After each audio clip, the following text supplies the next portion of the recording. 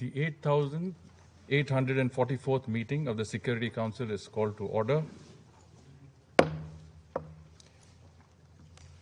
The provisional agenda for this meeting is the situation in Mali. The agenda is adopted.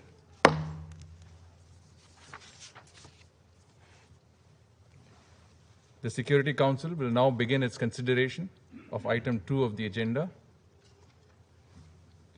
Members of the Council have before them document S/21/750, the text of a draft resolution submitted by France. I wish to draw the attention of Council members to document S/2021/714,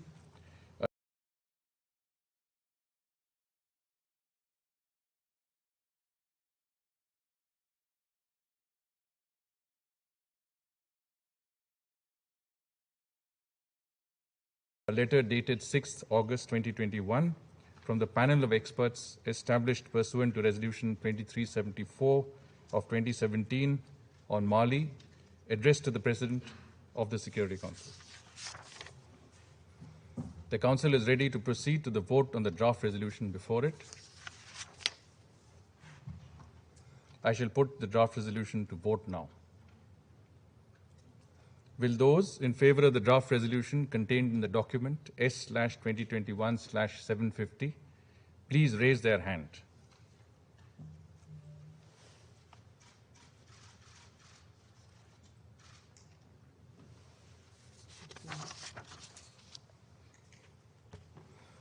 The result of the voting is as follows.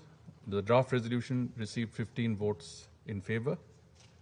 The draft resolution has been adopted unanimously as Resolution 2590 of 2021.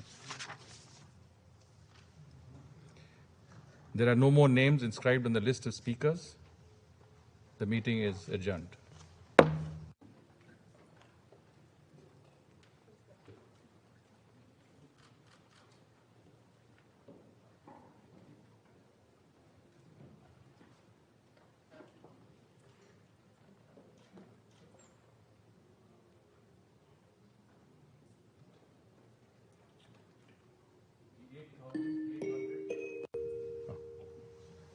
The 8,844th meeting of the Security Council is called to order.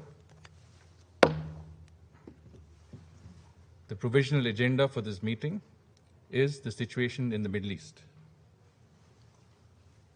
The agenda is adopted.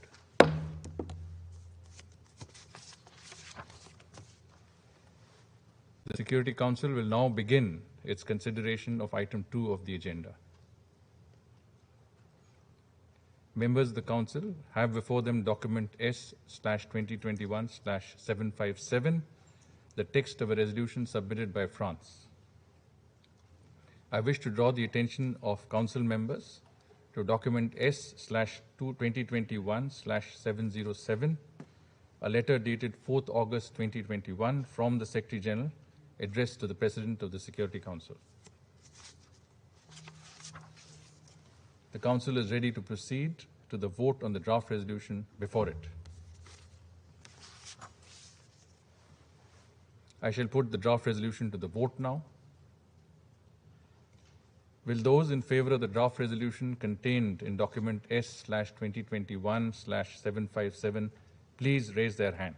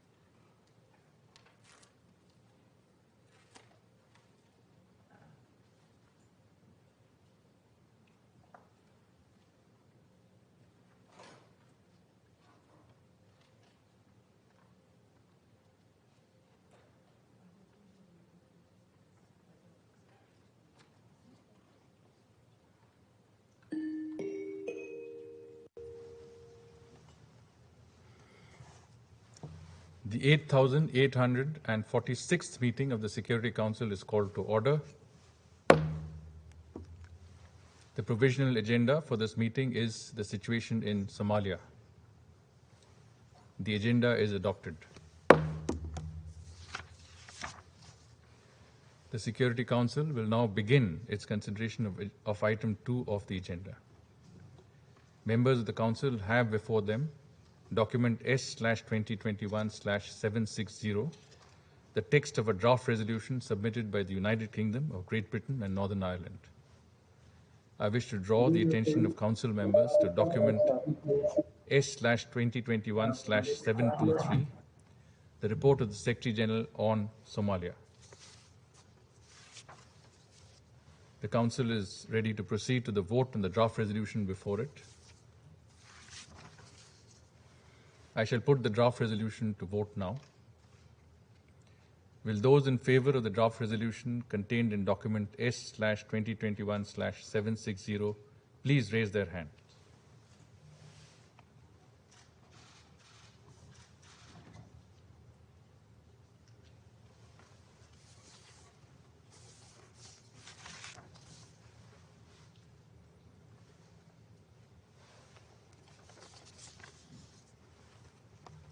The result of the voting is as follows. The draft resolution received 15 votes in favor. The draft resolution has been adopted unanimously as Resolution 2592 of 2021. I now give the floor to those members of the Council who wish to make statements after the vote.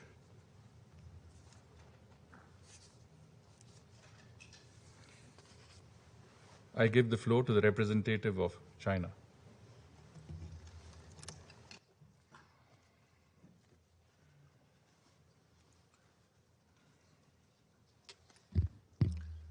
Thank you, Mr. President.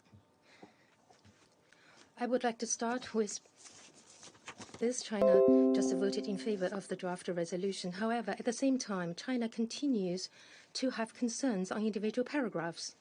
The text calls upon UNSOM to work together with the international financial institutions and to battle climate change through financing for development. This is inconsistent with the consensus as contained in the UNFCCC, which calls upon the developed countries to provide financial and technical support to the developing countries, and leaves one wonder if this isn't an attempt by the developed countries to shirk their responsibilities when it comes to climate financing. COP26 will take place in November this year, and China calls upon the countries concerned to fully undertake their due obligations and fully implement their pledges when it comes to climate financing.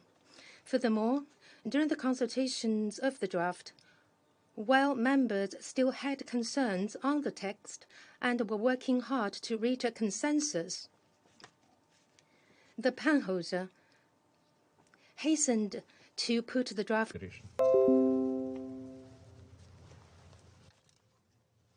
Mr. President, would like to welcome your personal participant, the first Deputy Minister of Foreign Affairs. Welcome to the President's chair. We'd like to say that the Russian Federation voted in support of the Security Council draft resolution on the extending of the United Nations assistance mission in Somalia, put forward by the UK. At the same time, and similar to what was said by the Chinese colleagues, we would like to express our regret having to do with the fact that the British side this year undertook insistent efforts to introduce into the document a whole number of additional language on the climate issue. We do understand that the droughts, the floods, the plagues of locusts, and other natural disasters in Somalia compound the situation in the country. At the same time, we see no reason to use the resolution on Somalia in order to enshrine in the Security Council mandate the activities on working on climate change as such. We think that it would also be incorrect to make the special political mission work on this, because this way her most topical issues are being diluted, and they are extending assistance to the federal government and conducting the most important elections, and also continuation of transferring the responsibility for security from Amazon to the national security forces. We are convinced that the issues of climate change is something that specialized bodies within the UN should be tackling. Involving the Security Council into this issue is not desirable and is counterproductive. We are also concerned by the continuing. We need to take into account the specific features of the Somali society. Artificial recipes from outside will hardly be successful in Somalia. I thank you for your attention. Which has supported progress in Somalia's electoral process. The United States supports this resolution because tailored, appropriate support and assistance from UNSOM to the Somali people remains critical during this time of political transition. This is a moment of tremendous opportunity for Somalia, and we would urge the federal government of Somalia to continue promoting cooperation with the federal member states and to closely coordinate with all partners to ensure their missions and UNSOM's. Let me end, Mr. President, by reaffirming that the United States is committed to promoting the security and prosperity of the Somalian people. Thank you very much.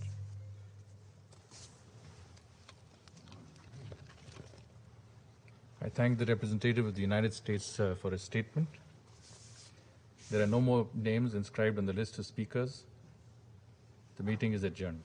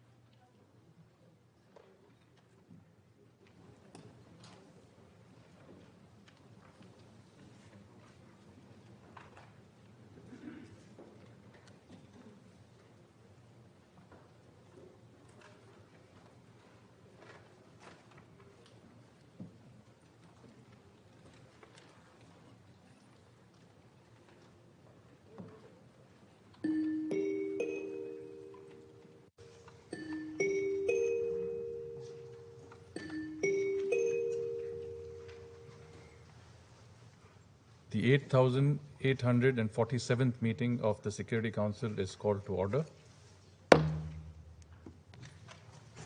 The provisional agenda for this meeting is the situation in the Middle East, including the Palestinian question. The agenda is adopted.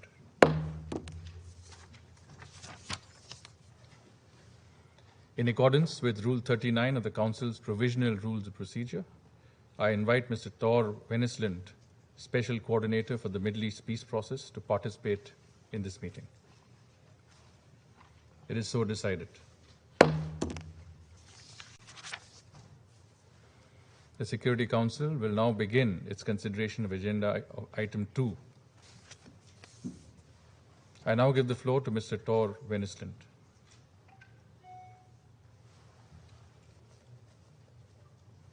Of the Security Council, over 3 months have passed since the deadly escalation between Israel and militants in Gaza, and the situation remains tense.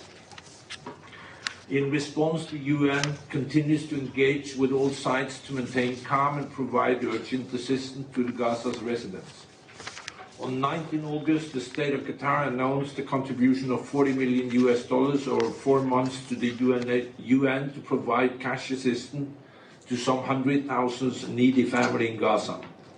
I welcome Qatar's contribution to support vulnerable families, which comes in addition to the already $10 million per month that Qatar gives to provide the UNOPS program of supporting fuel to the Gaza power plant.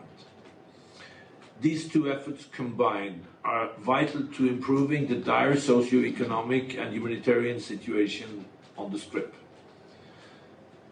This support came following the UN humanitarian appeal in May and its call at the HLC technical meeting in July to the international community to work with the Palestinian Authority and the UN on implementing a robust program of humanitarian aid and recovery for the Gaza Strip, developed in full contact with the people, that further contributions are urgently needed. Mr. President, concerning level of violence continued throughout the occupied Palestinian territory during the reporting period. In Gaza, militants launched incendiary balloons on multiple occasions and one rocket towards Israel. The rocket was intercepted, causing no damage, while the balloons caused several fires in areas around the Strip. In retaliation, Israeli Defense Forces fired some 37 missiles against Hamas targets, resulting in damage but no injuries. Tension along the Gaza perimeter reached a peak on the 21st of August when hundreds of Palestinians attended a rally organized by Palestinian factions. During the demonstration, hundreds of people approached the security fence, threw stones and reportedly IEDs towards Israeli security personnel. Israeli forces fired on Palestinian protesters, injuring 51 Palestinians, including 25 children, the vast majority due to live ammunition. One Palestinian man and a 12-year-old Palestinian boy subsequently died of their wounds. One Israeli soldier was shot by a Palestinian and later died of injuries. That evening, Israel launched 6 retaliatory airstrikes against what he said were Hamas military sites in Gaza. Another demonstration near the security fence east of Khan Yunis on 25 August led to another clash between Palestinians and ISF. 14 Palestinians were injured, including 5 by live ammunition. I reiterate that children must never be targeted nor put in harm's way, and call on all sides to show restraint, avoid provocations at the fence, and keep the protest peaceful. In the occupied West Bank, clashes, attacks, search and arrest operations, including in Area A, and other incidents resulted in the death of 9 Palestinians, including 2 children, and injuries to over 272 injured by ISF, with 1 killed and 226 injured during the reporting period. On 27 July, a Palestinian man was shot dead by ISF near Beitah. According to ISF, the man advanced towards the Israeli soldiers holding a suspicious object and ignored warning shots. The man, reportedly a water technician, was seen on video with a pipe wrench near a water pump shortly before he was shot. Israeli authorities said they had opened an investigation. On 6 August, another Palestinian was killed by ISF live fire in Beitah during clashes with ISF. On 28 July, an 11-year-old Palestinian boy was killed in Beit Umar after ISF fired at the car he was traveling in with his father and siblings. Israeli authorities have opened an investigation. The next day, ISF killed a 20-year-old Palestinian man amid clashes during the boy's funeral. On 3 August, 6 Palestinians were injured during the exchange of fire with ISF in the Jenin refugee camp in Area A of the West Bank, including a 25-year-old man who later succumbed to his wounds. On 16 August, 4 Palestinians were killed and another injured by live ammunition in an exchange of fire with ISF during the Israeli search operation in the camp. On 24 August, Israeli forces killed a 15-year-old boy with live ammunition during an arrest operation in Balata refugee camp in Nablus. According to Israeli officials, the boy had been threatened to throw a large object. A 15-year-old Palestinian boy was attacked in the northern West Bank, during which a group of Israeli settlers kidnapped the boy, tied him to a tree and brutally assaulted, cut and burned him. The boy, who was conscious, was eventually handed over to the Palestinian ambulance. I am deeply concerned by this hideous act, and I expect the Israeli authorities to undertake a swift, thorough and transparent investigation and ensure that the perpetrators are held accountable. I am concerned by the continued tragic loss of life and serious injuries in the occupied Palestinian territory. I note that settler violence against Palestinian civilians is recurrent in my reporting to the Council. Further measures must be taken to ensure that Israel fulfills its obligation to protect Palestinian civilians from violence, including by Israeli settlers, and to investigate and hold accountable such display of anti-Semitism is unacceptable. I urge all parties to refrain from incitements and provocative actions. Mr. President, during the reporting period, Palestinian civil society organizations and human rights defenders continue to face restrictions on their freedoms of expressions, assembly and association. On 29 July, ISF reportedly conducted search of offices of the Bisan Center of Research and Development and of Defense for the Children International actions. I also urge the Palestinian Authority to immediately stop arrest of human rights defenders, journalists and activists on charges that impinge upon exercise of freedom of expression. Mr. President, Israeli demolitions and confiscation of Palestinian homes and other structures continue throughout the reporting period. Overall, Israeli authorities demolished, seized and forced owners to demolish 81 Palestinian-owned structures in Area C, 22 in East Jerusalem, displacing 165 Palestinians, including 33 women and 98 children. The demolitions were carried out due to the lack of Israeli-issued building permits, which are nearly impossible for Palestinians to obtain. On the 4th of August, 17 structures were seized in the Bedouin community of Ipsik in the Jordan Valley, displacing 27 people, including 19 children. The confiscation was carried out due to community's location in an Israeli-declared firing zone. On the 2nd of August, Israeli Supreme Court held a hearing to consider an appeal request by 4 Palestinian families facing eviction in the Sheikh Jarrah neighborhood of East Jerusalem. The judges proposed a compromise which was not agreed, and the hearing was adjourned with no date to reconvene. On 15 August, the Supreme Court postponed the eviction of several other Palestinian families living in the same area of Sheikh Jarrah, pending a decision of their request to appeal the decision to evict them. On 11 August, the Jerusalem Local Affairs Court froze the demolition of several dozen structures in Al-Bustan section of the Silvan neighborhood up until 10 February 2022, pending planning discussions that are underway. I urge Israel to cease demolition and seizure of Palestinian property throughout the occupied West Bank, including East Jerusalem, in line with its obligation under international humanitarian law. Mr. President, returning to the situation in Gaza, I note a gradual and partial easing of the access restrictions by the Israeli authorities.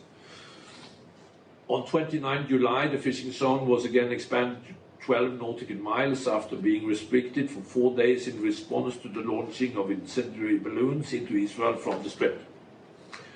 On 13 and 26 August, Israeli authorities announced additional easing of import and export restrictions.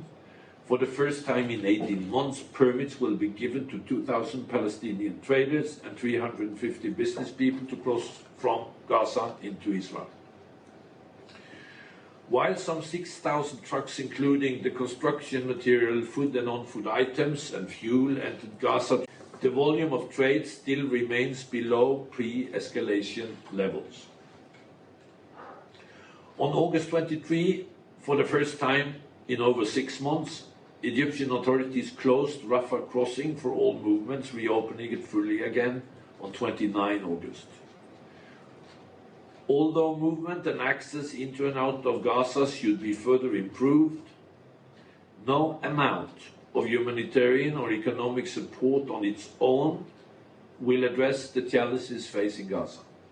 The current gradual approach is a holding operation and not a strategic way forward and a solution for the people of Gaza. Gaza requires political solutions that would see a fully lifting of Israeli closures in line with the UN Security Council Resolution 1860 and return of a legitimate Palestinian government to Gaza and the establishment of an independent sovereign Palestinian state on which Gaza is an integral part.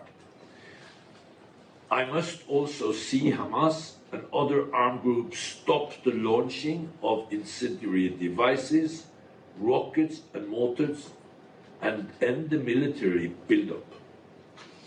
Mr. President, following the takeover of an UNRWA school by Hamas, the agency reiterated in an 11 August statement that its installations are inviolable at all times. The agency protested the takeover and condemned the existence and potential use of structure, including tunnels under its premises, in the strongest possible terms. While the school was subsequently vacated by Hamas, such actions undermine the inviolability and neutrality of UNRWA premises and compromise the safe return of children to their schools on time. UNRWA and Hamas are working to remove any remaining unexploded ordnances as soon as possible. Mr. President, the state of Palestinian authorities' finances remains precarious.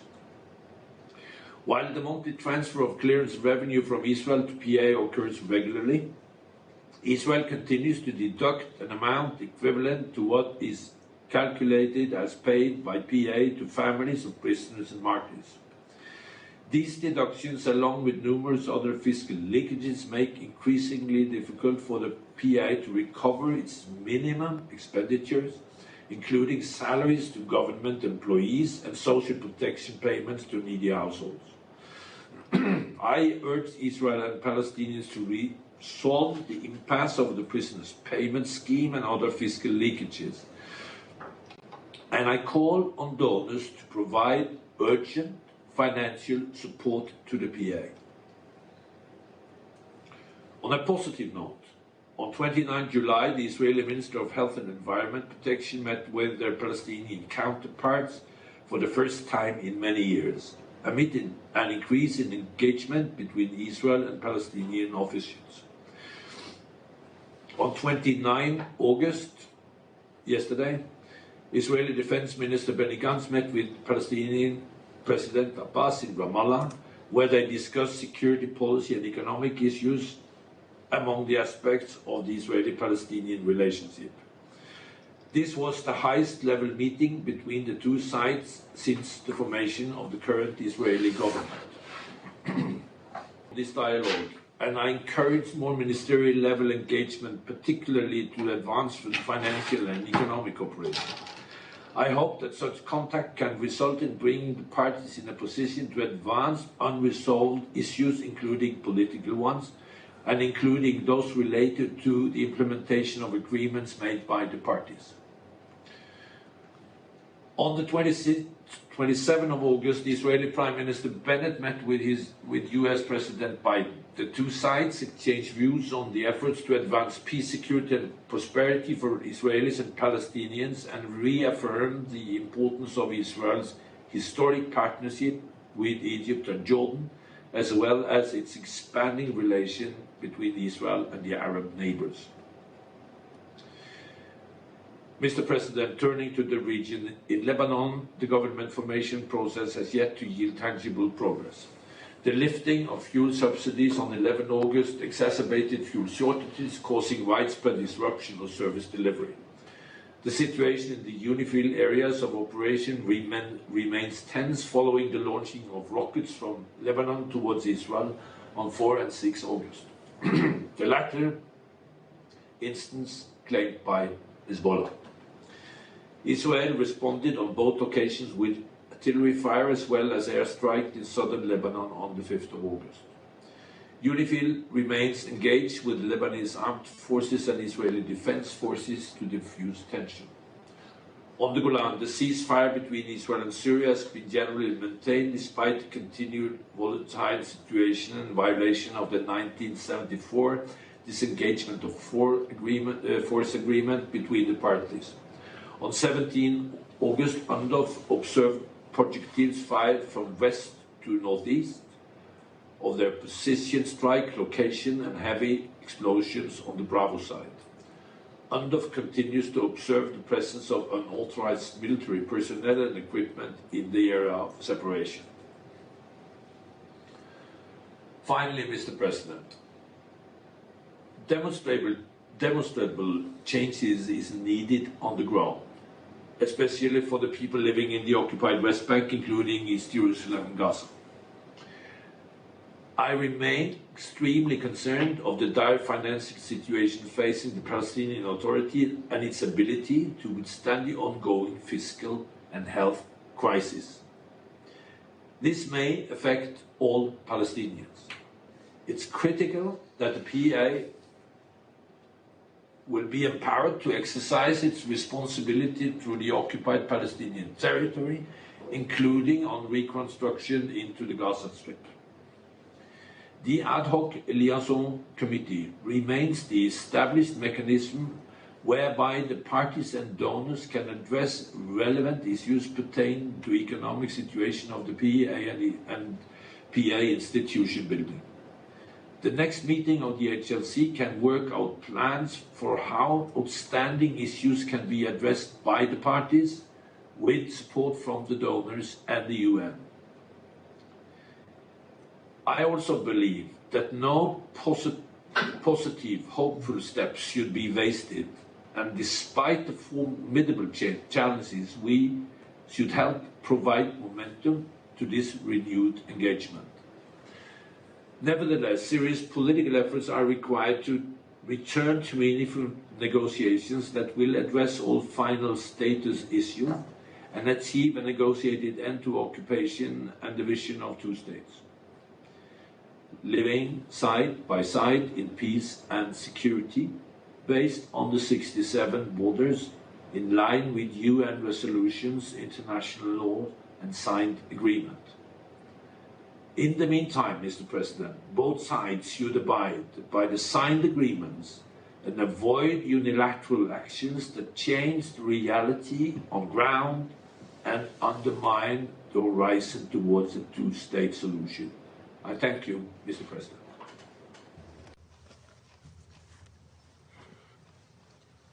I thank Mr. Venslin for his briefing. I shall now make a statement in my capacity as the Foreign Secretary of India. I thank Special Coordinator Tor Venslin for his briefing. I also note the presence of the representatives of Israel and Palestine in this chamber. We are concerned by the recent escalation in the Gaza Strip, which once again underscores the fragility of the ceasefire and the urgent need for addressing the underlying causes that have triggered the escalation. We call on all parties to the conflict to respect the ceasefire and refrain from acts that could exacerbate tensions and worsen the security situation. We recognize the efforts made by the United Nations and regional countries to prevent the hostilities from escalating into another military conflict. I reaffirm India's call for regular and predictable transfer of aid and other essential items to Gaza to ease the humanitarian situation and facilitate early reconstruction, as well as for appropriate use of such aid. It is also important that the international donor community, supports the reconstruction of the Gaza Strip through the Palestinian Authority. We take note of the incremental relaxation of restrictions for entry of commodities into the Gaza Strip and urge the parties to work together to ensure timely access to such relief for the Palestinians. This would create conditions which would help in preventing another round of escalation. The recent agreement for the resumption of cash assistance to needy Palestinian families in the Gaza Strip is an important development, as it would provide much needed relief for these families. We also appreciate the work of agencies like OCHA, UNRWA, WFP to ensure delivery of critical aid to the Palestinians in the Gaza Strip. The West Bank continues to witness incidents of violence and clashes between the Palestinians and Israeli security forces. Both sides must desist from provocative actions in the interest of peace and stability. We note the progress in the legal challenge to the eviction of Palestinian families in Sheikh Jarrah and underscore the need for respecting the historic status quo in East Jerusalem and its neighborhoods. We also urge parties to refrain from unilateral actions that undermine the viability of a two-state solution. Amidst these concerns, the decision by Israel to increase the number of work permits issued to Palestinians will help strengthen both the Palestinian and Israeli economies. Further, the recognition of COVID vaccination certificates issued by the Palestinian Authority and the facilitation of passage of patients from the Gaza Strip to the West Bank are also positive signals. India welcomes all measures which create greater opportunities for the socio-economic development of the Palestinian people. India's development cooperation with Palestine is also geared towards this objective. We have helped in building schools, setting up ICT and vocational training centers, a technology park, and a national printing press, and are supporting several other quick impact community projects in Palestine. High-level interaction between Israel and Palestine contributes to a better environment for the resumption of direct peace negotiations. We hope to see early commencement of these negotiations between the two sides, as they provide the best opportunity to resolve all final status issues and achieve a two-state solution. The international community, the Middle East Quartet in particular, has an important role to play in reviving these negotiations. Given our long-standing and firm commitment to the establishment of a sovereign, independent, and viable state of Palestine, within secure, recognized, and mutually agreed borders, living side by side with Israel in peace and security, India will remain fully supportive of all efforts to restart the peace process. I thank you. I will now resume my duties as the President of the Security Council. I now give the floor to the representative of the United States. Thank you, Mr. President, and thank you, Special Coordinator Mislin, for your briefing and your continued efforts in the region. Mr. President, the United States is deeply concerned about the risk of escalation in the region, particularly in light of the recent provocations, including the use of incendiary devices along the Gaza border, which we have just heard about from the Special Coordinator. This latest violence has made it even more difficult to deliver humanitarian relief following the violence in May. The United States urges Palestinians and Israelis to refrain from actions and rhetoric that inflame tensions and further endanger the fragile peace of the last 3 months. That includes incitement to violence, compensating individuals who are imprisoned for acts of terrorism, annexation of territory, settlement activity, evictions, and demolitions. The United States is committed to a negotiated two-state solution. We firmly believe that Israelis and Palestinians deserve equal measures of freedom, dignity, security, prosperity. And U.S. diplomacy will remain focused on practical steps to advance that vision in the immediate term. Mr. President, we welcome the August 19th agreement between the UN and Qatar to resume aid to the people of Gaza in need, including the 100,000 families who will receive $100 monthly stipends through the World Food Program starting next month. This will give many in Gaza the means to get food and other necessities to survive. We would like to thank Qatar for its generosity. This new arrangement will ensure aid reaches those most in need and is not misused by other parties. While this aid will address the most basic daily needs of hundreds of thousands of Palestinians, much more must be done to facilitate relief and recovery as well as economic development in Gaza. So, the United States calls on the UN and member states to redouble their efforts to help Gaza recover, including by facilitating regular, predictable access in and out of Gaza, with appropriate safeguards against the risk of diversion. In addition, following the U.S. announcement of another $136 million in humanitarian assistance to UNRWA's operations in the region last month, the United States again urges other member states to make financial commitments as well. As we saw with the recent return of 290,000 students to UNRWA schools in Gaza, UNRWA services are a lifeline to many Palestinian refugees. So we must work collectively to advance that agency's ability to sustain its core services over time. That includes making aid delivery more targeted and efficient. At the same time, the United States will continue to work with UNRWA and other donor countries to promote oversight and to ensure that the agency embodies UN principles like tolerance and respect. The United States also wants to recognize the visit of the Israeli foreign minister to Morocco this month, as the two countries upgraded their diplomatic relations. We certainly commend efforts to normalize relations between Israel, its neighbors, and countries throughout the Middle East. In conclusion, Mr. President, last week Ambassador Thomas Greenfield joined President Biden and Prime Minister Bennett for their first meeting.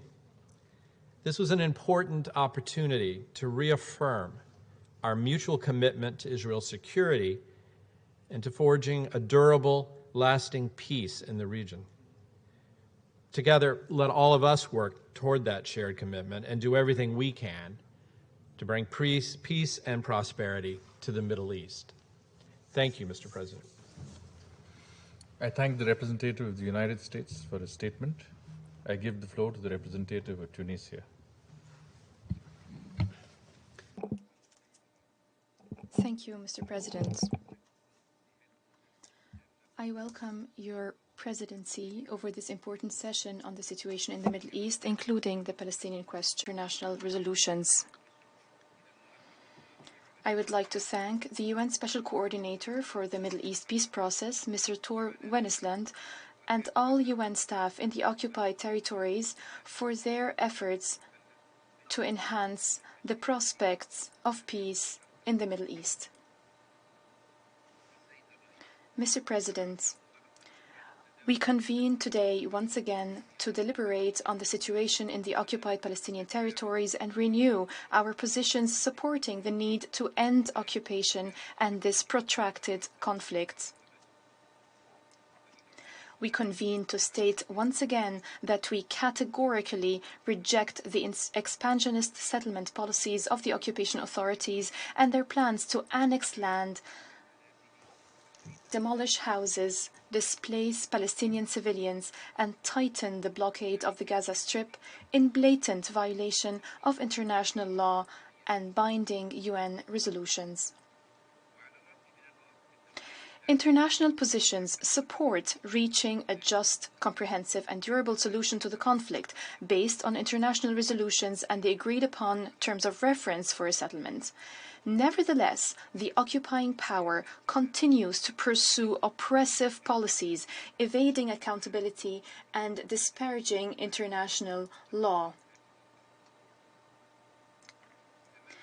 In light of the continued flagrant human rights violations in the occupied Palestinian territories and attempts to impose a fait accompli, Tunisia once again calls upon the international community, particularly the Security Council, to fully shoulder its responsibility and compel the occupying power to respect its obligations under international law, international humanitarian law, and international human rights law. It should put an end to the violations, its expansionist plans, its settlement projects, and any unilateral action that would deepen the conflict, lead to further escalation, and undermine any chance to achieve peace and restore stability and security in the region. We call once again for ensuring accountability for the flagrant violations of international law that have been committed by occupation authorities in the occupied Palestinian territories for decades. We reaffirm the need to provide protection to Palestinian civilians from the violence by settlers, occupation forces that use excessive force and attack Palestinian civilians repeatedly. Mr. President, the situation in the Gaza Strip remains a cause for grave concern due to the blockade that was imposed more than 14 years ago and still persists, and the deterioration of the situation on the ground at multiple levels, especially following the latest Israeli aggression, which resulted in significant casualties and widespread destruction of infrastructure and properties. Given the deteriorating socio-economic and humanitarian situation, we call upon the international community to compel the occupation authorities to facilitate the delivery of humanitarian aid and refrain from obstructing reconstruction. We also call upon international donors to increase the level of assistance and humanitarian response in the occupied Palestinian territories and support relevant UN efforts. In this context, we stress the urgent need to fund UNRWA interventions. We emphasize the need to continue Palestinian reconciliation efforts, and we welcome mediation efforts supporting this endeavor. Mr. President, peace and stability in the Middle East can only be achieved through reaching a just, comprehensive, and durable solution to the Arab-Israeli conflict, according to international law and international resolutions. Any attempt to impose a fait accompli will not change this reality, will not alter the legal and historical facts, and will not break the people's determination to regain their legitimate rights that are not subject to any statute of limitations. Tunisia will continue to hold its firm and principled position in support of the Palestinian people and its aspiration to self-determination, ending the occupation and establishing its independent sovereign state on its territories based on the June 4, 1967 borders, with East Jerusalem as its capital.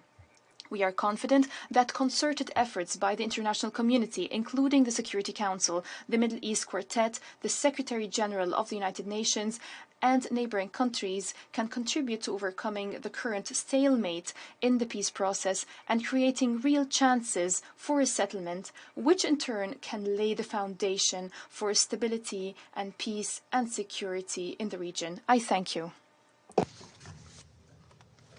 I thank the representative of Tunisia for his statement. I now give the floor to the representative of the United Kingdom. Thank you, Mr. President, and my thanks too to Special Coordinator Vennesland for his briefing. Let me start by once again reinforcing the need to prevent a further escalation in the occupied Palestinian territories and to restore calm. We share concerns about the recent tensions in Gaza and call on all parties to take steps to avoid exacerbating tensions and to maintain the cessation of hostilities. The United Kingdom condemns unequivocally Hamas's indiscriminate attacks against Israel, including the use of incendiary balloons. We call upon Hamas and other terrorist groups to permanently end their rocket fire against Israel. Our attention must remain on the dire humanitarian situation in Gaza and the impact on Palestinians living there. It remains vital that Israel ensures regularized access into and out of Gaza in accordance with international humanitarian law, especially for humanitarian actors and goods, reconstruction materials, and for medical purposes. In the West Bank, we should all be troubled by the high number of Palestinians who have been killed by Israeli forces in recent weeks. Since our most recent debate on the 28th of July, 9 Palestinians have been killed in the West Bank, including 2 children. We urge the Israeli authorities to conduct transparent and comprehensive investigations and to hold those responsible to account. In regards to the handling of recent protests, we call on the Palestinian Authority to adhere to international standards of freedom of expression, association, and assembly, and urge respect for human rights. The use of violence against peaceful human rights defenders, activists, and protesters, and the mistreatment of those detained is unacceptable. In Jerusalem, we remain concerned by the high number of evictions and demolitions, including in Sheikh Jarrah, Silwan, and Al-Walaja. Unfortunately, in 2021, we have seen the pace of these unilateral Israeli actions increase across the West Bank. We urge Israel to refrain from actions which displace Palestinians from their homes, act as a driver for conflict, and are, in all but the most exceptional circumstances, illegal under international law. It is also vital to maintain calm on Al-Haram al-Sharif, Temple Mount, and to uphold the historic status quo. Mr. President, against this fragile backdrop, we continue to see signs of hope. We are pleased to see Palestinian and Israeli firefighters working together to extinguish fires in Jerusalem. We want to see greater coordination and cooperation between Israelis and Palestinians, particularly on economic initiatives, to help pave a pathway toward peace. The first anniversary of the signing of the Abraham Accords this month is a reminder that the advancement of peace is possible. We welcome and urge continued engagement between the new Israeli government and the Palestinian leadership, and call on both parties to work together to tackle immediate and long-term threats to peace and stability. Our collective goal remains a two-state solution based on 1967 lines. The United Kingdom stands ready to support. Thank you, Mr. President. I thank the representative of the United Kingdom for a statement. I now give the floor to the representative of Norway. Thank you, President, and I thank Special Coordinator Vennesland for his briefing. President, the situation in Gaza continues to be volatile. There is a clear need for long-term solutions, first and foremost in the form of a solid and lasting ceasefire. We commend Egypt's ongoing efforts in Gaza. Let me also highlight a positive development. The MOU between Qatar and the UN to provide cash assistance to about 100,000 families in need in Gaza. We welcome the contributions from Qatar and the efforts of the Special Coordinator and his team.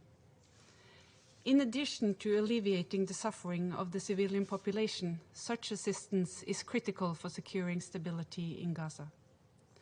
For regional stability, UNRWA's continued ability to deliver essential services to Palestinian refugees remains crucial. We call for sufficient funding for the agency. Norway welcomes that Israel has lifted some restrictions imposed on Gaza. We call on further steps, including to increase the number of work permits to Israel for Gazans. The population of Gaza needs increased opportunities for economic activity, trade and travel, as well as genuine access to their fisheries. Furthermore, we urge all actors to contribute to de-escalation and refrain from actions and rhetoric that could inflame tensions.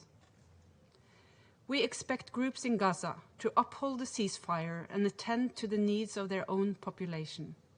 The people of Gaza will not live in peace unless their leaders embrace it. Still, only a broad political solution can solve the underlying problems of the conflict. We reiterate our call for a two-state solution on the basis of the 1967 lines, relevant Security Council resolutions, international law, and internationally agreed upon parameters. Mr. President, I would like to reiterate our concern for Israel's illegal settlement activities, demolitions, and evictions. The proposal to build 9,000 new settlement units in Atarot would further isolate Ramallah from East Jerusalem. With other plans in the area around Jerusalem, these settlements undermine the prospects of a contiguous Palestinian state and a viable two-state solution. We are concerned about the rising levels of violence against Palestinians, particularly children, in the West Bank, including East Jerusalem. Recently, there have been violent clashes around the village of Baita in connection to demonstrations against attempts to establish a new outpost nearby. We urge Israel to avoid the excessive use of force and to ensure protection of Palestinians against settler attacks. We reiterate that a strong PA is crucial for the delivery of services to the Palestinian people and development, both in the West Bank and in Gaza. A strong PA is one which is well-financed, well-functioning, accountable, and enjoys democratic legitimacy among the Palestinian people. Norway is also concerned about the treatment of political activists and demonstrators by the Palestinian security forces, including recent arrests. We call on the PA to uphold their human rights obligations, including to respect the freedom of expression and freedom of assembly. We commend the new Israeli government for resuming a broad dialogue with their Palestinian counterparts. We urge the parties to use this new momentum constructively to secure progress across a wide variety of outstanding issues. The financial situation of the PA remains precarious. It is necessary to significantly increase the tax revenues of the Palestinian Authority. There is also tremendous potential for cooperating on matters such as trade, infrastructure, water, energy, and telecommunications. Furthermore, Norway calls on international donors to step up their assistance and contributions. These and other measures to provide tangible benefits to the people on the ground will be discussed at the upcoming AHLC ministerial meeting, which Norway will convene on 23rd September in New York. I thank you, Mr. President. I thank the representative of Norway for her statement. I now give the floor to the representative of Vietnam. Thank you, Mr. President. I thank Special Coordinator Thor Van Esland for his comprehensive briefing. Mr. President, let me begin by expressing our concerns about the recent increase in violence across the occupied Palestinian territory. The number of casualties is on the rise, with alarmingly excessive use of force against civilians. In August alone, as mentioned by Mr. Van Esland, several men and boys were killed. In addition, nearly 1,000 were injured in the West Bank. Meanwhile, the situation in Gaza remains very volatile and in danger of escalating into an intensified conflict due to continued violations of cessations of hostility. We are also particularly concerned about the risk of conflict over the holy site in East Jerusalem. If the status quo is not respected, clashes will be inevitably and may escalate into religious conflict. We believe that neither side benefits from such a scenario. Therefore, we call upon all relevant parties to exercise utmost restraint and continue to urge Israel to stop excessive use of force. Dialogue and negotiation must be the main path to a sustainable settlement. We welcome the recent dialogue and encourage party concerns to keep the momentum. We also urge all the parties to apply all necessary measures to protect civilians, especially women and children. Mr. President, the deadly violence and the risk of escalations only underscore the need for a permanent ceasefire. We welcome the mediation effort by international actors toward this end and call upon all party concerns to resume negotiation with goodwill. Without a permanent ceasefire and measure to uphold it, a new round of hostility is just a matter of time. Mr. President, while cessation of violence is essential, the root causes of the conflict need to be addressed. Vietnam is concerned by the recent report about new proposal to expand settlement in the West Bank. These settlement activities run counter to international law and UN resolution, including Resolution 2334. We once again call for an end to such activity and all other unilateral action that escalate tension, including the demolitions of Palestinian homes and property in the West Bank. Palestinians have the right to build their own home and to live safely in their communities. We reaffirm our strong support for the legitimate struggle of the Palestinian people for their inalienable right. There is no alternative to the two-state solution that includes the establishment of an independent and sovereign state of Palestine, living side by side with the state of Israel, with secure and internationally recognized border, on the basis of the pre-1967 lines and negotiated settlement. We welcome all initiatives aimed at bringing the relevant party toward this end. Mr. President, before conclusion, we would like to stress the humanitarian situation in Gaza. As the new school year has begun, we strongly support UNRWA's effort to bring children back to school. At the same time, we are troubled by the reported violations of UNRWA-operated schools. Children and educational facilities must be protected from all sides in a conflict, as mentioned in Resolution 2573.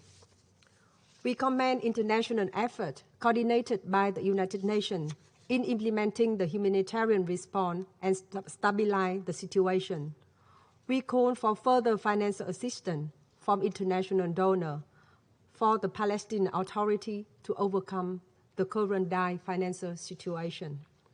In this connection, we welcome the contribution of Qatar and the memorandums of understanding signed between the United Nations and Qatar on 19 August for the delivery of assistance to Gaza.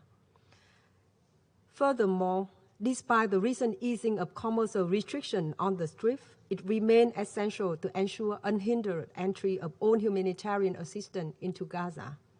We continue to urge all relevant parties to allow regular and predictable movement of goods into and out of the Strip to improve the provision of basic service, people's livelihoods, and the wider economy. I thank you, Mr. President. I thank the representative of Vietnam for her statement. I now give the floor to the representative of France. Merci beaucoup. Thank you very much, Mr. President. I would like to also thank the special coordinator for his briefing and welcome his continued activity in the last months. France is also very concerned by this severe tensions in Gaza, and we call on all parties to exercise restraint to make sure that there is no new spiral of violence. We condemn the firing of incendiary balloons and rockets against Israel, which puts in peril the life of civilians and violates international law. They have to stop. We call upon Israel to ease the conditions for entry and exit of goods and purposes from Gaza. Assistance is essential for the Gaza people after the most recent escalation. We welcome, therefore, the agreement between Qatar and the United Nations to provide assistance. But more and can and should be done. It is important to make sure that the assistance arrives there where it is destined to be, and the Palestinian Authority also has a role to play here. We're encouraged by the dialogue and the first cooperation measures undertaken between the government of Israel and the Palestinian authorities. We call for a strengthening of this cooperation as it can contribute towards creating an atmosphere of trust between the parties and meet the common challenges, humanitarian, health, climate, or economic in nature. France, together with its German, Egyptian, and Jordanian partners within the Amman Group, is determined to continue any and all specific and reciprocal measure aimed at restoring trust between parties with a view to resuming negotiations. We are nonetheless concerned by the uptick in the settlement policy. The announcement that construction permits were given to the Palestinians in Zone C is a first encouraging sign, but it cannot justify advances in this settlement because it's contrary to international law and undermines the two-state solution. In this regard, we call on the Israeli authorities to refrain from any new settlement activity, to stop demolitions and definitively suspend the expulsions of Palestinian families from Silwan and Sheikh Jarrah in East Jerusalem.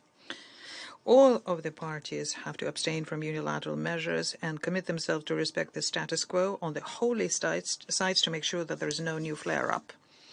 France also calls on for a tangible progress in order to improve the Palestinian governance. Strong democratic institutions based on the respect to the rule of law remained indispensable for a viable Palestinian state. We therefore deplore the recent arrests of members of the Palestinian civil society. We call on the Palestinian Authority to shed all possible light, transparency on the circumstances surrounding the demise of Nizar Banat after he was arrested by the Palestinian security forces at the end of June. We reiterate our commitment to freedom of expression and human rights in the Palestinian territories, and we call on the Palestinian authorities to act in line with the international commitments they undertook in this area. To conclude, Mr. President, France remains convinced that only the two-state solution could meet the aspirations of the Israeli and Palestinian people and ensure the security of one and all, as well as the stability in the region. We call on all members of the Council to mobilize in order to preserve the prospect of peace before it's too late. I thank you. I thank the representative of France for a statement. I now give the floor to the representative of Mexico. Thank you very much, Mr. President. Since this is the last debate to be presided by India, I wish to most sincerely congratulate you for the successful leadership of our work during the month of August. I also thank the Special Coordinator Winsland for his briefing. As we've heard from the Special Coordinator, once again, we face a discouraging scenario where the ceasefire between Gaza and Israel is increasingly precarious. The situation in the West Bank and the crisis in Gaza continue to deepen. As a proof of this are the recurring popular movements and the clashes with the forces of law and order. On several occasions, Mexico has indicated that we must break the cycle of violence and not lose sight that the prosperity of Palestinians contributes to the prosperity and security of Israelis. In this regard, I wish to focus my statement on the following points. First, we express great concern at the delicate security situation. Mexico condemns the bombings of targets in the Gaza Strip. At the same time, we also condemn the launching of rockets and incendiary devices into Israel by militias in Gaza. We call on the parties to exercise maximum restraint and to avoid provocation. Second, unfortunately, restrictions to the entry and exit of persons and goods from the Gaza Strip continue.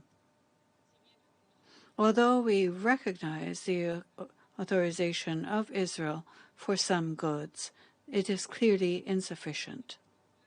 In particular, we are concerned at the delays in humanitarian assistance, and we deplore the obstacles which the import of goods for reconstruction in Gaza faces. We call on Israel to raise the blockade on the Gaza Strip as quickly as possible. We call on Egypt to regularly maintain the border crossing of Rafah open. Restricting freedom of movement is a form of collective punishment, which seriously affects the civilian population. Mr. President, respect for human rights does not in any way undermine security. Furthermore, my country, Mexico, welcomes the agreement between Qatar and the recent incidents in Nablus, Hebron, Jenin, and East Jerusalem, in which Palestinians lost their lives, including 2 minors, in the form of shootings from the Israeli security forces, are simply unacceptable. We call on Israel to respect its obligations under international humanitarian law and redouble its efforts to respect the lives of civilians, particularly of girls and boys. It is also concerning that the recurrent acts of repression of popular demonstrations and the harassment of social activists and journalists by the Palestinian forces leads us to call on the Palestinian Authority to preserve the rights of freedom of expression and association. Respect for human rights and accountability are key to the building of any democratic state. 4. We laud the Israeli diplomatic activism shown at recent high-level meetings with officials of Morocco and Egypt. We also applaud increasing cooperation in economic and health matters with the Palestinian Authority. It is our hope that this rapprochement will continue and that the tax resources which Israel collects on behalf of the Palestinian Authority will be transferred. The precarious budget situation of the Palestinian Authority leads to delays in the payment of the salaries of civil servants, and this is the main income for thousands of Palestinian families.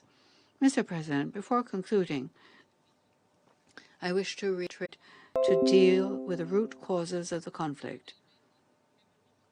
Lastly, I wish to reiterate once again that my country, Mexico, supports the efforts of the international community, including the Peace Quartet for the Middle East, for the 2-state.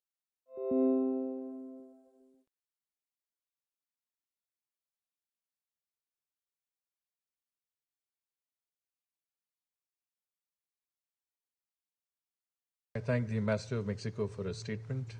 I now give the floor to the representative of the Russian Federation.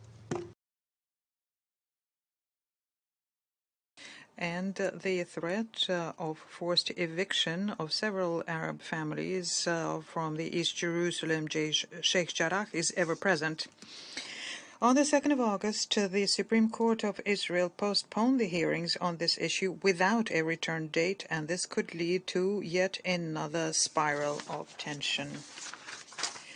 The position of the Russian Federation remains unchanged. The illegal settlement activity by Israel, as well as land expropriation, property expropriation on the occupied territories, is a violation of international law. Such acts seriously complicate the international efforts to resume direct Israeli-Palestinian negotiations as quickly as possible to make sure that they arrive at a comprehensive settlement of final status issues. At the same time, arriving at lasting stability is impossible without having a political horizon, without reviving the peace process on the basis of the accepted international basis, where the central element is a 2-state solution. We welcome also the mediation efforts made by Egypt. They are aimed at breaking the impasse in the settlement of the Israeli-Palestinian issues. The long stagnation of the peace process, unilateral provocative steps, and the attempts to score domestic political points through military action additionally compound an already volatile situation in the area of conflict. In this regard, we think it's important to keep and build on the international consensus on these Israeli-Palestinian settlement in line with the Security Council decisions made by the General Assembly, and the two-state principle. The most recent serious escalation of tension in the area of conflict in May of this year yet once again reminded us of the risks and threats that exist because of the lack of its settlement, the risk and threats to regional and international security. In this regard, we call upon the interested parties to start creating a stable and conflict-free Middle East in the spirit of the recently updated by us the concept of ensuring collective security in the Persian Gulf area. The emphasis there is on its regional dimension. The thinking here is that such a system could become a preface to building a general post-crisis architecture in the Middle East. Mr. President, we advocate for the relaunching of direct Israeli-Palestinian negotiations, which would result in meeting the legitimate aspirations of the Palestinians for an independent state with a capital in East Jerusalem, and meeting the understandable concerns by Israel as regards their national security. A special role in helping with this solution is to be played by the Middle East Quartet, which is the only internationally accepted mechanism of accompanying the Israeli-Palestinian settlement. In this regard, we intend to continue stepping up the activity of the Quartet, and we call upon our colleagues in the Quartet to actively and positively react to our initiative to hold in September in New York a ministerial meeting, to do this in the margins of the high-level GA week, as well as holding consultations in the expanded format with the participation of regional states. At the same time, we expect that these initiatives will be supported by the international community. I thank you for your attention. I thank the representative of the Russian Federation. I now give the floor to the representative of Estonia. Thank you, Mr. President, and I thank Special Coordinator Vennesland for his briefing. Estonia remains committed to supporting efforts to find a lasting solution to the Israeli-Palestinian conflict. As stated many times before, the only viable path towards this is through direct negotiations aiming for a two-state solution based on international law and relevant Security Council resolutions. Until the conditions for such negotiations are established, we urge the government of Israel and the Palestinian Authority to take practical steps to rebuild confidence. For instance, further coordinated efforts to enhance economic cooperation would be vital and would benefit the citizens of both sides. Meanwhile, it is essential that all refrain from any unilateral steps that undermine the viability of this two-state solution. We are concerned about the continued tensions around Gaza and reiterate our call to the parties to continue to respect the ceasefire and do their utmost to avoid further violence. The continued launching of incendiary balloons, as well as the recent launch of a rocket towards Israel, is unacceptable. Israel has a right to defend itself while ensuring the safety and protection of the civilian population. Estonia fully supports the international and regional efforts for reconstruction in Gaza and for improving the dire and unsustainable humanitarian and socio-economic situation on the Strip. The agreement reached by the United Nations and Qatar on distributing aid to Gaza was a positive step in this regard. We call upon all parties to facilitate unimpeded humanitarian access. Turning to West Bank, we are worried about continued incidents of violence, including recent clashes between Palestinians and Israeli security forces. We call on all parties to refrain from violence and incitement of provocations. We are concerned about the recent arrests of Palestinian activists calling for transparency in the investigation related to the killing of the political activist Nizar Bana. We call the Palestinian Authority to ensure freedom of expression and freedom of assembly and to conclude a transparent investigation of the death of Nizar Banat. We are also concerned about Israel's settlement activity, as well as evictions and demolitions of Palestinian. Part of mandated responsibility for Israel, international peace and security cannot afford to ignore the suffering of the Palestinian people anymore. We need to urgently find a peaceful, just, lasting, and comprehensive settlement to the dire conflict. I thank you. I thank the representative. After the Israeli-Palestinian truce of last May, incidents observed in these recent months and those of the previous months continue to draw us away from this prospect. It should be pointed out that the source of this violence is in the policy of relentless settlements by Israel, which are in violation of international law and Security Council resolutions. Continued settlement, injustice, and discrimination against the Palestinian people lead to discontent,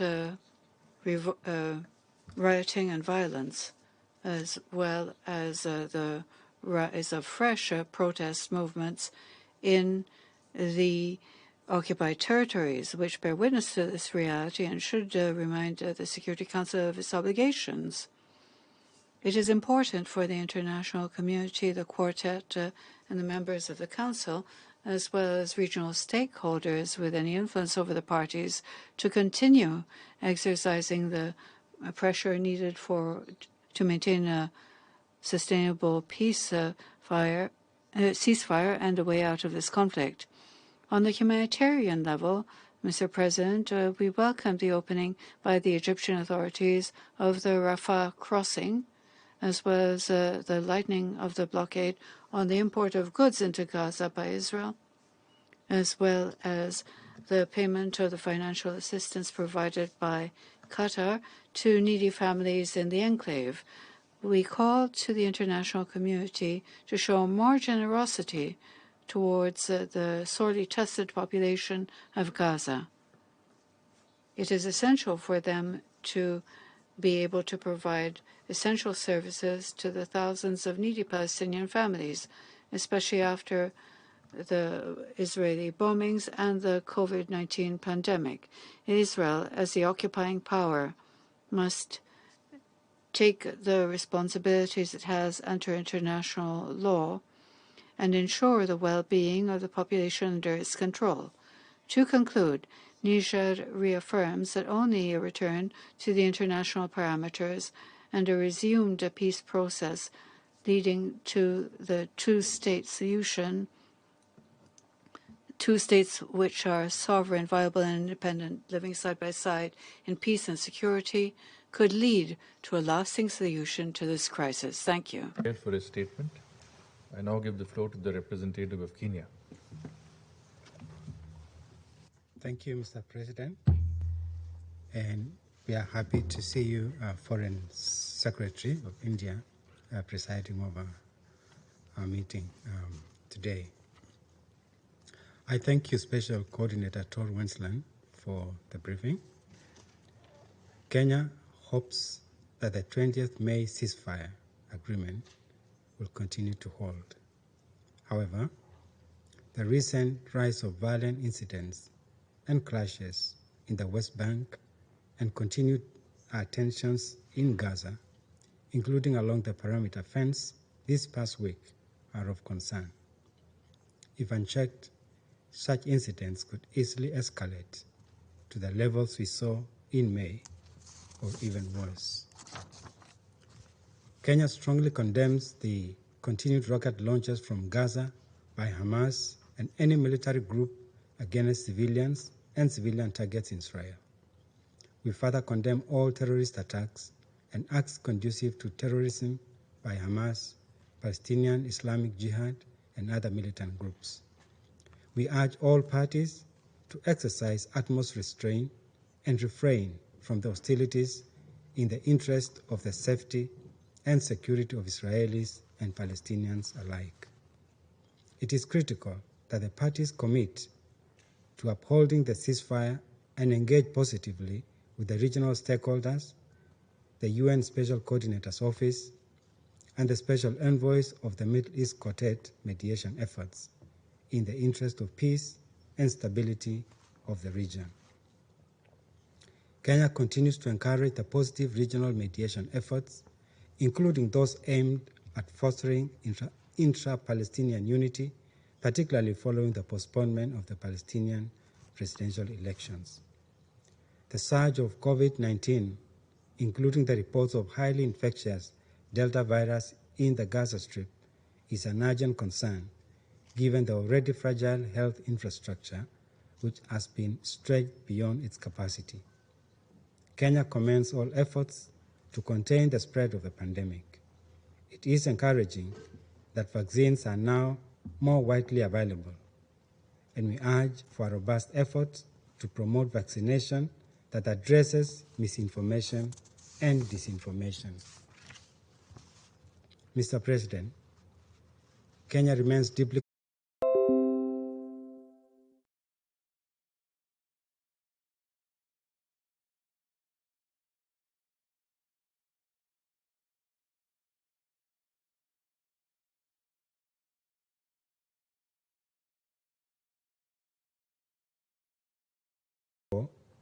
the practicality and full implementation of Resolution 2334 will need to address the various elements. Moreover, an arrest operation carried out by the Israeli security forces in the West Bank resulted in the death of several young Palestinians. Special Coordinator Wennesland has called for an investigation. China is deeply concerned about those developments and urges all parties, especially Israel, to exercise maximum restraint, avoid any violence against civilians, and refrain from any actions that may heighten tensions. We call on Israel to earnestly abide by relevant UN resolutions, halt settlement activities in the West Bank, and cease demolition of Palestinian homes and expulsion of Palestinians. Mr. President, the double shock of conflict and COVID-19 has exacerbated the humanitarian crisis in the occupied Palestinian territory. The international community should act urgently to provide Palestine with humanitarian and COVID response assistance through multiple channels and continue to support the work of UNRWA. China welcomes Qatar's cooperation with the UN to provide relief to the people of Gaza. We urge Israel to open relevant entry points, lift the blockade and siege on Gaza as soon as possible, and provide access for humanitarian assistance and reconstruction materials rather than setting up obstacles. China has been following closely the humanitarian situation in Palestine and provided concrete support to the Palestinian people's fight against the pandemic. In March this year, the Chinese government donated 100,000 doses of COVID-19 vaccine to Palestine and will donate another 1 million doses in the near future. In addition, China will partner with Egypt to provide the Palestinians in Gaza with 500,000 doses of COVID vaccine supplied from an Egypt-based vaccine fill finish facility jointly built by our two countries. We will also provide 200,000 doses of COVID vaccine to UNRWA. Mr. President, the frequent conflicts between Palestine and Israel are largely due to the fact that the Middle East peace process has deviated from the right track, that relevant UN resolutions have not been effectively implemented, and Palestine's right to statehood has been repeatedly violated. This proves once again that the lasting settlement of the Palestine-Israel question lies in the two-state solution. During a visit to the Middle East last month, Chinese State Councilor and Foreign Minister Wang Yi put forward 3 ideas on implementing the two-state solutions with a view to breaking the current impasse and translating the consensus on the two-state solution into concrete actions. China calls for enhancing the authority of the Palestinian National Authority, supports intra-Palestinian unity and reconciliation, and encourages Palestine and Israel to resume peace talks based on the two-state solution. Palestinian and Israeli negotiators are welcome to conduct direct talks in China. China also calls for the holding of a UN-led international peace conference that brings together the permanent members of the UN Security Council and all stakeholders in the Middle East peace process. As a sincere friend of the Palestinian people, China supports Palestine's just cause for fighting for its national rights and the establishment of a fully sovereign and independent Palestinian state based on its 1967 borders with East Jerusalem as its capital. We will continue to work with the international community to preserve peace and justice, uphold fairness and conscience, practice true multilateralism, and promote a comprehensive, reasonable, and just settlement of the Palestinian question, as well as the early realization of lasting peace in Palestine, Israel, and the wider region. Thank you, Mr. President. I thank the representative of China for his statement. I now give the floor to the representative of Ireland. Thank you very much, Mr. President, and I wanted to welcome you, Foreign Secretary, to this Security Council table. Thank you, Tor, for your report.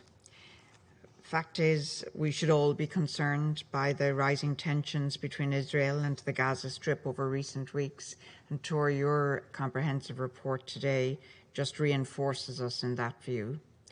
The fragility of the ceasefire underlines, as if those of us here need reminding of that, the urgent need to address the root causes of this conflict.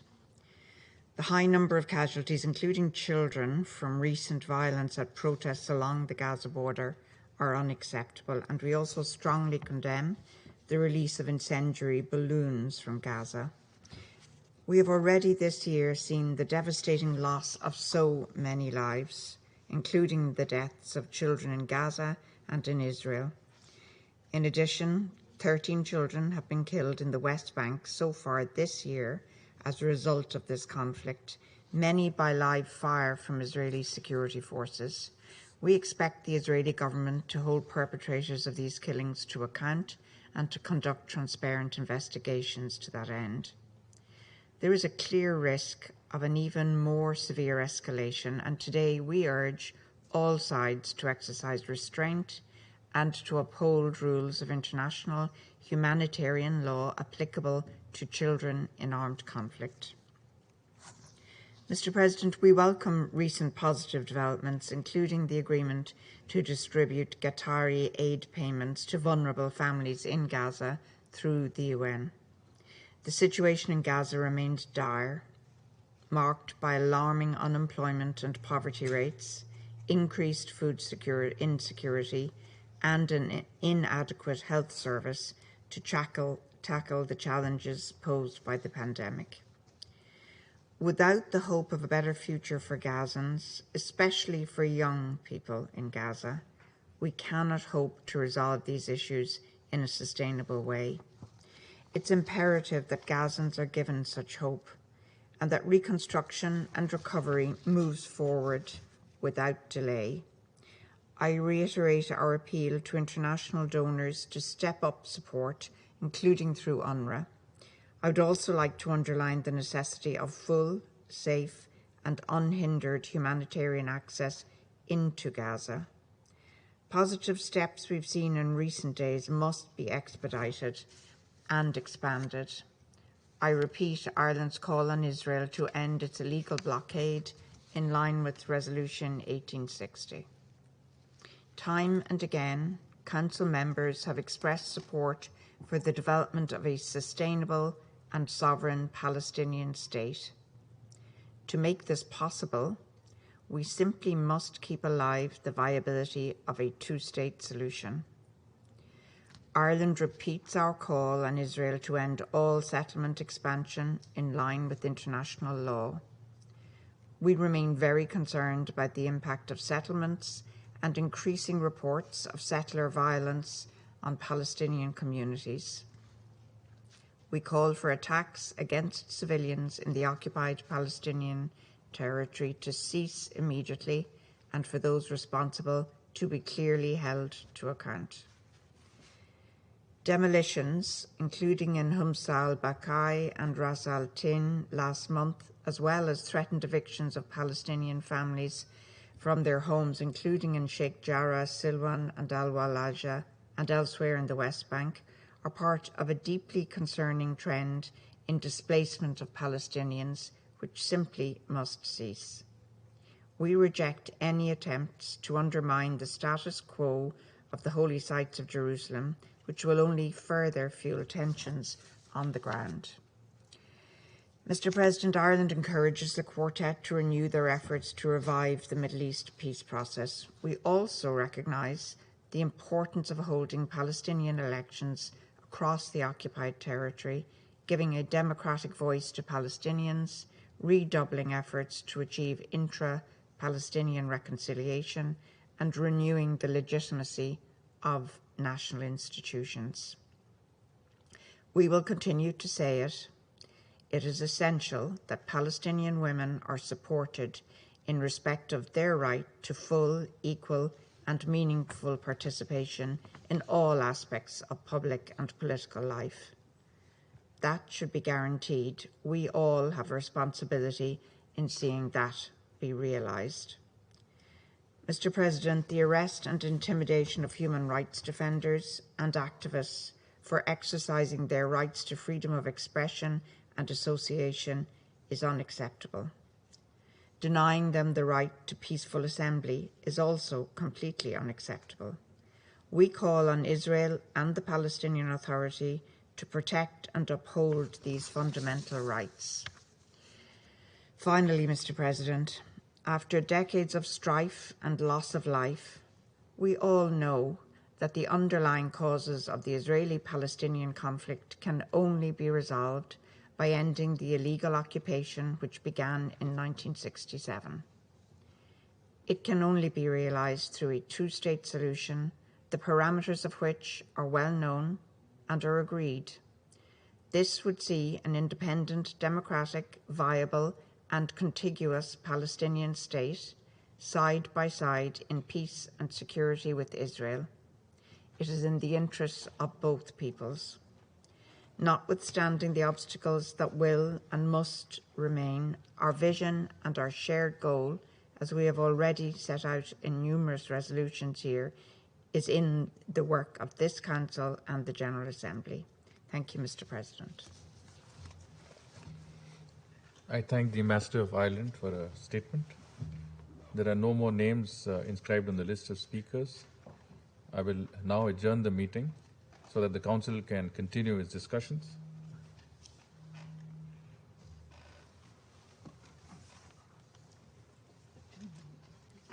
I will now adjourn the meeting. The meeting is adjourned.